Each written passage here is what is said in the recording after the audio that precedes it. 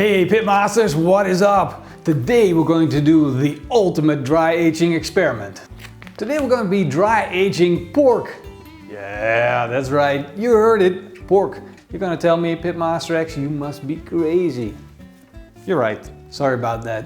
But we need to try it because if we are able to dry age pork in a vacuum bag, we unlock the key to a great, it's a pile of treasure, right? It's the ultimate holy grail of food. I've got my package right here, my Iberico pork, fresh butchered or within a few days, packed, shipped to me. And I got my dry aging bag. Let's open up our bag with pork. This magnificent Iberico. Look at it. Wow. We're going to slide this straight into our dry aging bag, minimizing the opportunity for bacteria to actually get in that bag as well. Now we'll put in our vacuum strips and vacuum seal our pork. Vacuum bags are not about getting the perfect vacuum on your pork. The main idea is to seal out any bacteria and take out the air that doesn't contribute to the dry aging of the pork. And since this is a high reward, high risk situation, I don't want to push my luck. We're just going to dry age the pork for 14 days. I got a new fridge setup. Look, it's like a bar fridge. I put my dry aged pork in there. And then the key thing is to keep check on the temperature. It needs to be between 1 and 4 degrees Celsius. So I got my thermocue set up here, and as you can see, it's actually -1. You want to keep the temperature as low as possible. If you can set your fridge to around 1 or 2 degrees Celsius, you're hitting the sweet spot. But this will go up once it's regulated back in. I opened the doors a few times, but it will set up. It will be around 1 to 2 degrees Celsius. So you want to stick to the temperature, keep an eye on it. Look, we got more projects coming. But first, we gotta wait for our pork. I've been waiting here for 14 days. Yes, Eva, it's been a long time. I should have let my beard grow for 14 days. Then we can see the difference. It's like I'm dry aging as well. I have something underneath here and here, but not, this is like a no-go area for my beard. Anyways, waiting for 14 days to me is a long time. I have trouble waiting for 10 minutes to let meat rest. So can you imagine the patience that I practice? And I'm getting good at it. But now I really want to check on our pork neck. This really is an exciting moment for me because if we can dry age pork, we're opening a secret passageway to really good stuff. This is my secret chamber. Yes, I have a lock for this. No one gets in here without my permission. This is where I store the good stuff. All of the dry aging projects. In the dryer bag. And of course we only dry age it for 14 days, but I think that's a good start for testing with pork. I know this is a safe thing to do. It's been done for a long time, dry aging pork, and I'm not the first guy to do it. But if we can do this at home, it's gonna be fun. This is my first dry aged pork experiment. We've got a beautiful pork neck with a lot of fat and a lot of meat on it. When you're dry aging, your nose is your first sensor that detects if this works out or not. And I can smell really good smelling pork. It smells okay, it's really good, but this is so scary because look at the color. It's darkened on the meat, but look at the fat.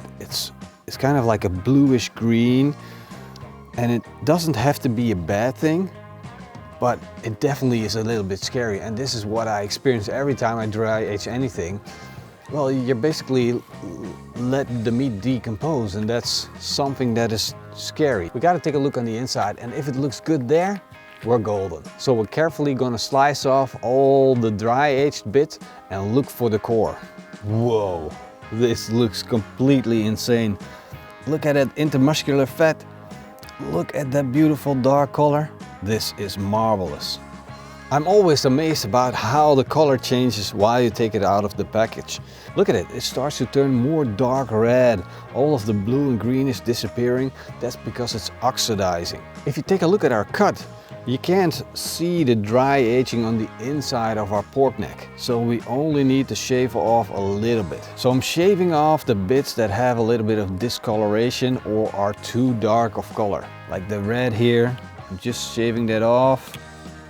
Now you can clearly see that beautiful intramuscular fat. We shaved off all the fat and the meat that had discoloration on it, and now we're back to our beautiful pork neck. Look at it. Look at the intramuscular fat that we have on the inside. This thing is absolutely beautiful. Now we can't grill this as it is. It's a pork neck, so it will be too tough. It's time to slice this into steaks. Now that we have our beautiful pork neck steaks waiting for the grill, it's time to fire up our Joe Jr. Let's open it up. We still have some charcoal in there from the last cook, so all we need to do is add some fire starters and light them up.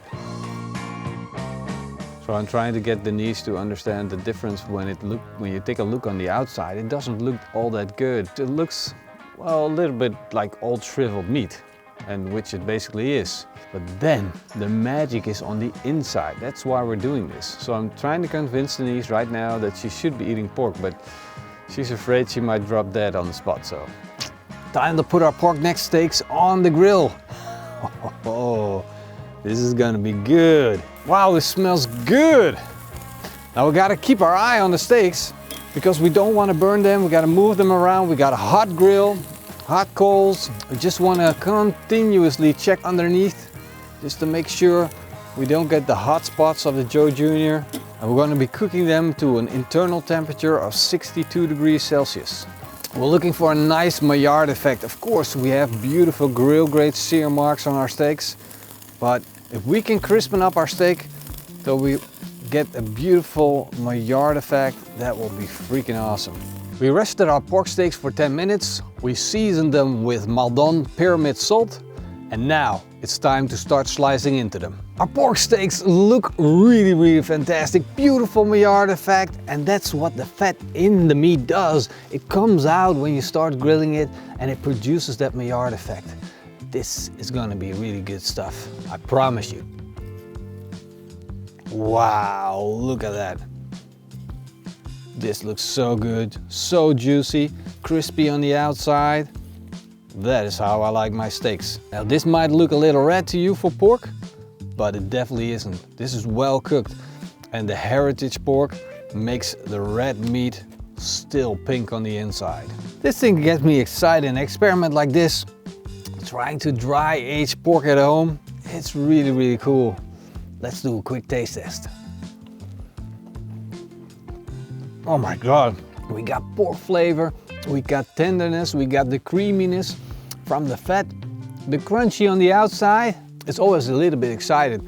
If you're dry aging, did it work out okay? I must say, it's not really a dry aged experience.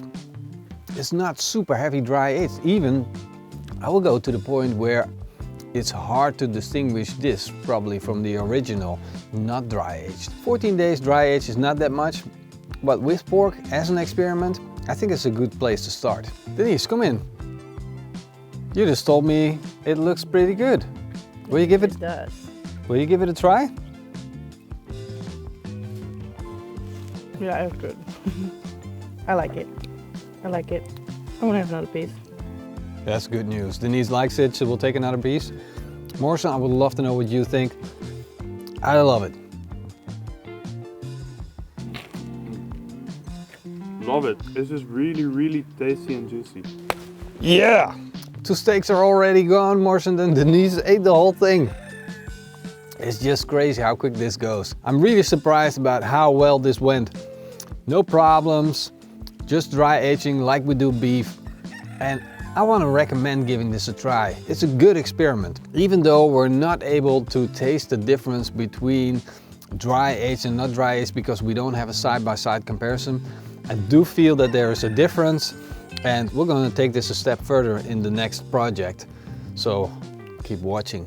I want to say a special thank you to all our patrons, YouTube members, and our notification squad. Thank you for being there. Give us a big thumbs up, comment down below. And in the meantime, eet smakelijk and keep on grilling. Woohoo! Our cheerleader.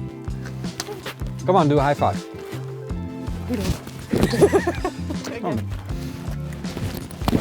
You must jump higher. Dude. Higher. Oh, ow. Ow. My hands. They're my instruments. Careful now. Rugby players. Dangerous people. Woo!